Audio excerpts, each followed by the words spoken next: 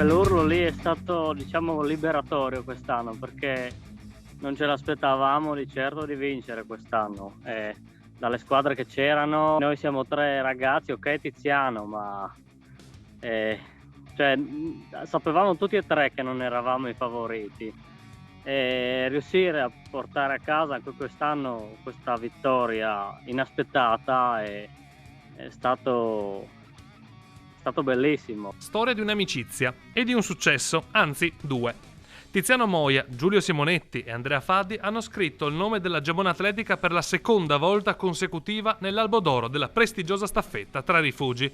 2 quarti posti consecutivi, il secondo dei quali li stimola a provarci davvero. E nel 2019 fanno la storia della corsa in montagna locale in una collina, in delirio.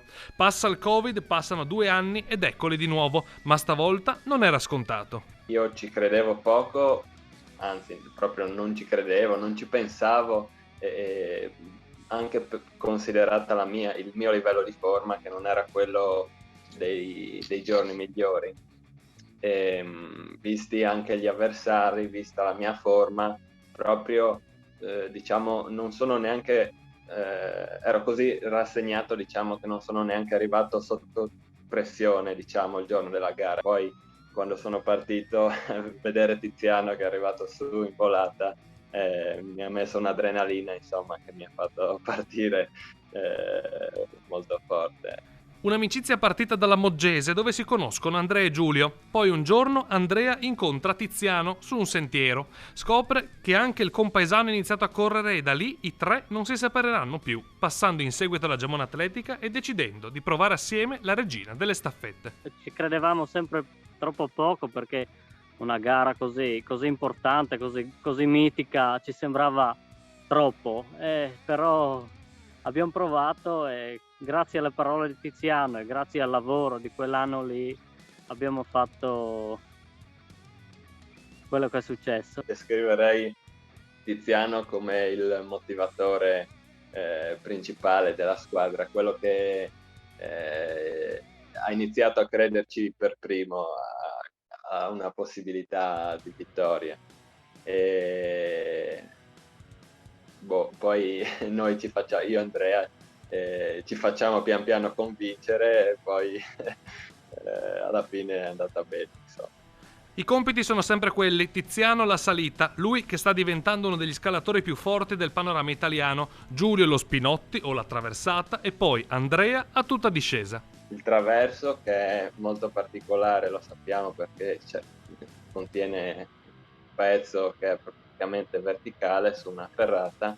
È abbastanza difficile la preparazione, perché non si trovano percorsi così, a meno di andare appunto a quote alte dove ci sono quegli ambienti lì. Sono salito all'Ambertenghi e poi ho provato il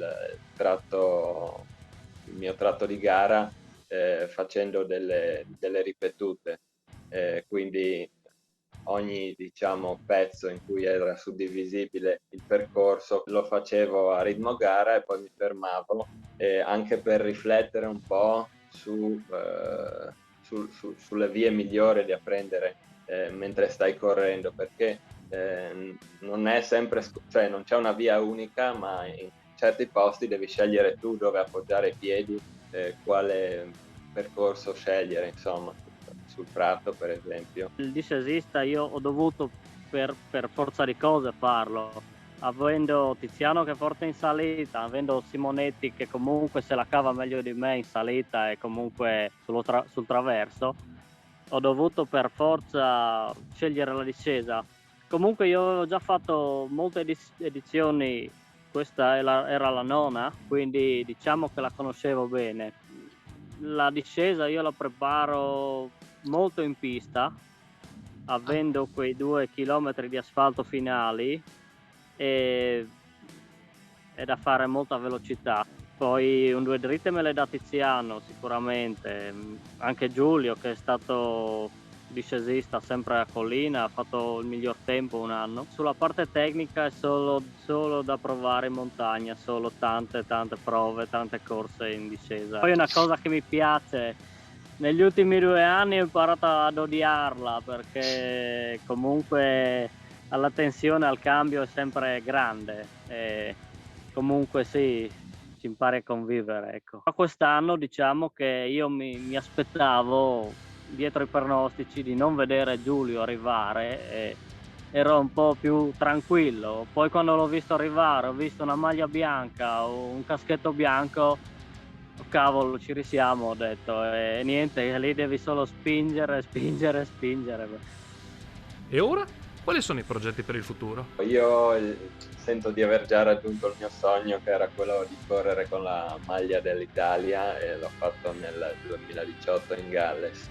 E per questa stagione, diciamo, chiaramente mi piacerebbe riuscire a migliorare ancora un pochettino. Mi piacerebbe fare bene la 3 comuni, il trofeo 3 comuni a coppie, e poi magari ci stiamo pensando se ci troveremo in forma ancora per fine ottobre, di andare a fare il trofeo Vanon come avevamo fatto nel 2017. Io ho iniziato a correre ormai 10 anni fa e il mio sogno era questo.